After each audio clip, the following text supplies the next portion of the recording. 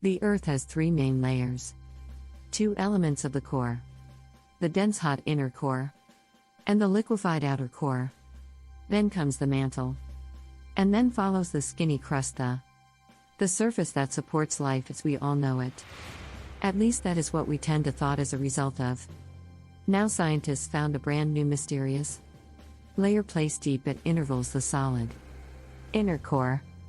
Earth's inner core is about 2/3 the scale of the Moon and created of nickel and cast iron. It's burning hot. The temperature at the middle of the planet is at the same as at the surface of the Sun.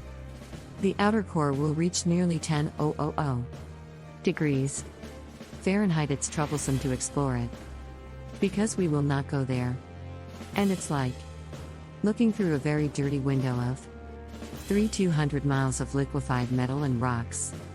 But we will have faith in laboratory experiments on heated controlled rocks, signals from unstable waves, and laptop models. When associate degree earthquake hits, it sends out seismic shock waves. Those waves travel through layers at a special speed, depending on the direction they're going and the material they move through. In the new study, a team of scientists set an information set of 100,000 deep earthquakes. A number of them went over 60 miles below the surface. Once associate degree an earthquake happens on one facet of our planet, scientists track its waves all along to the opposite facet. Waves amendment after they come back to the opposite side. Thus scientists attempt to perceive the materials these waves have passed through. They found a brand new layer within the core of our planet because of earthquakes. Normally shock waves move the equator, however down below they digress and go into completely different directions concerning 60 degrees to the facet. When waves experience the inner core, going from north to south, they'll travel a lot of quickly than waves going through the core parallel to the equator. It's important to grasp the core because it creates our field of force, which successively protects the world from things like star winds, that area unit charged particles returning from the Sun. In the 1960s, we tend to discover the planet pulsates each 26 seconds. It's like mechanism, an enormous heartbeat. The ground is slightly shaking, however. We tend to mostly do not feel it. Researchers will still track it. Some of them assume the Davy Jones comes as a large wave break below the oceans. For example, the very best a part of the North Yankee continent falls off into a deep abyssal plain. One theory says waves hit this spot, producing regular pulses. It's like having all types of drums. You hit them together with your hands and accidentally slam that one spot that produces the correct harmonic bang to rattle our entire planet. If this theory is true, we're lucky there are not a lot of spots like this that may shake the planet. Other scientists believe the pulsation happens as a result of there is a volcano close to the important spot, the island of Sao Tome within the Bight of Boni.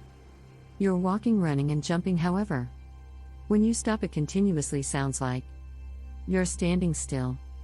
In reality, you are moving. Even once you're dead still as a result of our planet is usually on the move, relying on wherever you are. You may be spinning through the universe at quite 1,000 miles per hour. If you are on the equator, you may move the fastest. To illustrate, you have got a basketball spinning on your finger. Check the ball's equator. A random purpose thereon has farther to travel in just one spin than any purpose close to your finger. That means the purpose on the equator is moving a lot of quickly. The Earth could be a planet that recycles all the time. The ground we're walking on is recycled.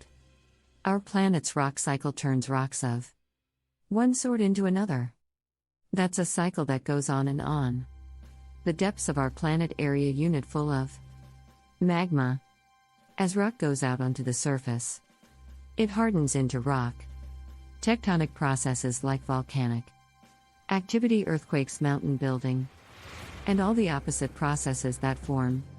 The surface of our planet brings that rock to the surface. Once the rock is on the surface, erosion shapes it and shaves its bits off. Those little particles then get deposited. All the pressure returning from on top of compacts the particles into matter. Rocks like as an example arenaceous rock.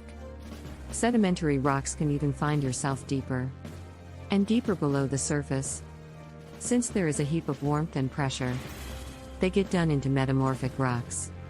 They can return to the surface once again, or maybe find yourself being re-eroded. Sometimes the crust plates area unit pushing one below another. In this manner, rocks will transform into rock once more. We've explored solely 5 pc of the ocean to date. The ocean itself additionally has life below the ocean floor continues to be a mystery. The sediments, that area unit underlying our ocean's area unit, home to completely different microorganisms that exist even at depths of 1.5 miles below the ocean floor. Their area unit microbes hidden deep within volcanic rocks below the ocean floor. Of the elements of the Pacific hidden below 870 feet of sediment, the region below the ocean floor is growing very slowly compared to life on the surface.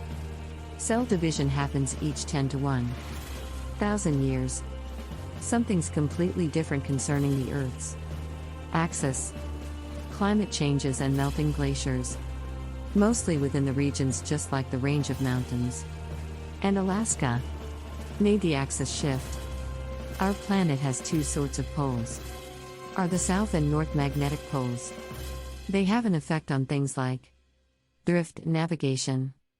The axis that the planet is spinning around is another reasonably poled, shifted a bit over time.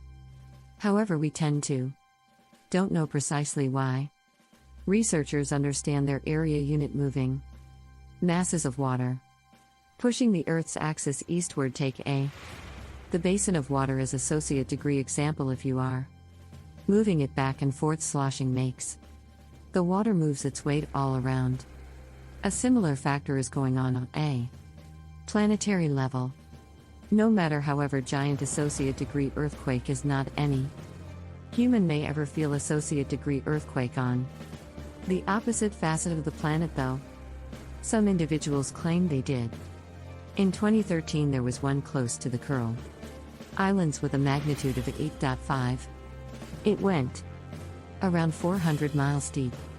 It was thus robust. Individuals in Australia reported they might feel the bottom shaking. The strongest earthquake happened in Chile in 1960 with a magnitude of 9.5. The rupture zone stretched from 311 miles to nearly 620 miles on the country's coast. Earthquakes with a magnitude of 10 or higher cannot happen. The magnitude depends on the length of the fault. Wherever it happens, the longer the fault, the bigger the earthquake. A fault could be a break in and exceedingly a part of the planet's crust. It has rocks on either side and that they move past one another. We have not found a fault long enough to come up with earthquakes with a magnitude of 10 or a lot of. If it happened, it might extend around most of our planet. Associate degree earthquake with a magnitude of 12 would need a fault larger than our planet. One facet of our planet is obtaining colder than the opposite. The Earth includes a system that keeps it warm from the within a red-hot liquid interior deep below the surface. It spins and at constant time generates a field of force and gravity. That manner the Earth's core holds the atmosphere nearer to the planet's surface. The Earth additionally absorbs heat from the sun. Mostly on the surface, the warmth does not spread equally on all elements of the planet. One facet of the world, the Pacific Hemisphere, is losing heat a lot of quickly. Then another, the African Hemisphere.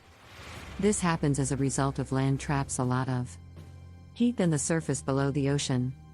The seafloor is far diluent than the land mass. Also, the temperature caused by the warmth coming from within the planet is obtaining lower thanks to Brobdingnagian amounts of cold water on top of it. Clouds don't seem to be rather like some flossy, distant items of cotton they weigh a lot of. Then 1 million pounds and facilitate regulate our planet's temperature. If you're taking all the water droplets and clouds and produce them to the surface, you could cowl the world with a liquid layer as skinny as somebody's hair. It does not look like loads, however. This water is crucially vital for climate. We'd have hotter temperatures if it weren't for the clouds.